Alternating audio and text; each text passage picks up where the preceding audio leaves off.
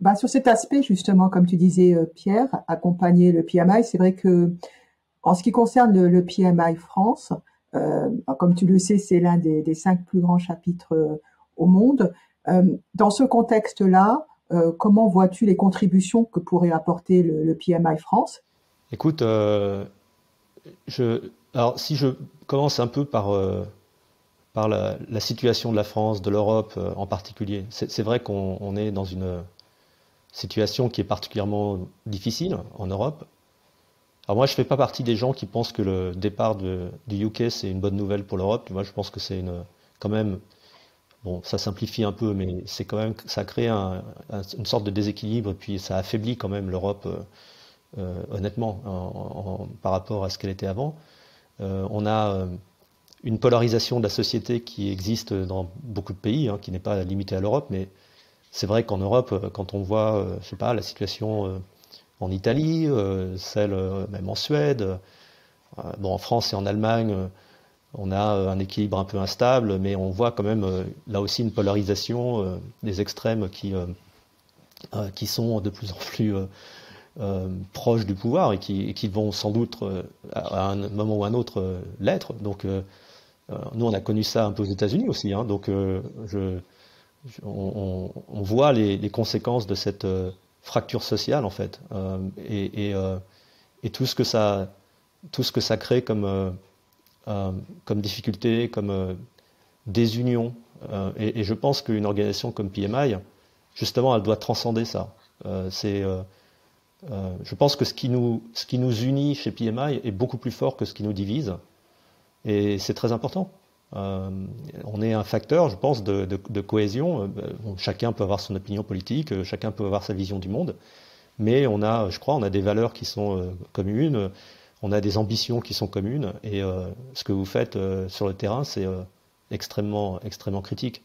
Alors après, en Europe, si tu regardes les problèmes de l'Europe, où sont les solutions aux problèmes de l'Europe? Je les ai pas, hein, mais on sait que ça peut être dans l'éducation, par exemple. Ça peut être dans tout ce domaine de sustainability, où quand même l'Europe a une certaine crédibilité, que c'est compliqué pour les États-Unis d'être crédibles dans la sustainability, parce que franchement, on en est tellement loin que avant qu'on puisse être vraiment aux États-Unis un pays crédible dans ce domaine-là, il va falloir faire quand même énormément d'efforts.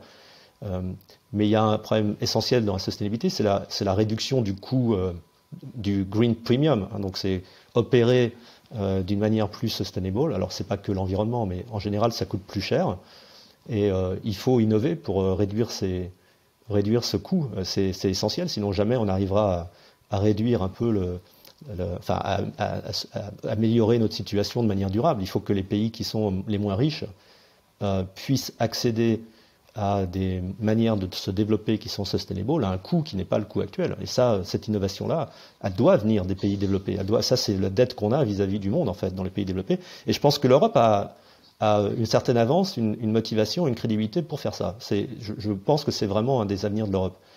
Sur l'éducation, bah, plus les sociétés sont éduquées, enfin en tout cas moi j'y crois, plus on peut espérer quand même qu'elles iront mieux. Et donc chez PMI, on a un rôle. Alors on fait pas tout dans l'éducation, on va pas à nous tout seuls régler les problèmes de l'enseignement supérieur en France, mais on peut certainement contribuer à améliorer l'enseignement supérieur et l'enseignement pendant toute la vie par ce qu'on fait. Et je pense qu'on le fait plutôt bien. C'est quelque chose qu'on fait depuis longtemps et qu'on fait assez bien.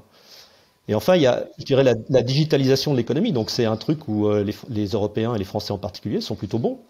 Tu vois, je parlais tout à l'heure des entrepreneurs français de la French Tech qui réussissent plutôt bien aux États-Unis. Alors, ils n'ont pas les mêmes capitaux, pas le même accès au départ, aux talents et aux capitaux, à la recherche qu'aux États-Unis, mais au niveau innovation, capacité à comprendre les besoins des consommateurs, agilité, les sociétés européennes sont plutôt. Alors, il n'y a pas que les Européens, il y a aussi les Israéliens. Alors, sauf si on les inclut dans une sorte d'Europe un peu large, mais il y a certainement un gros potentiel des Européens. Dans le monde, par exemple, bancaire, les Européens ont une avance énorme sur la digitalisation des relations avec les consommateurs, avec les clients. Et donc, nous, bah, chez PMI, on est au cœur de ça. La transformation digitale, c'est ce que font une très grande partie de nos membres, et ce que feront encore plus des futurs membres de PMI qui sont encore aujourd'hui à l'école. Donc on a des axes comme ça où je pense que la France peut, en dehors du fait d'être parmi les plus grands, vous pouvez tout à fait non seulement contribuer, mais même prendre un certain leadership sur des sujets très importants pour l'avenir du monde.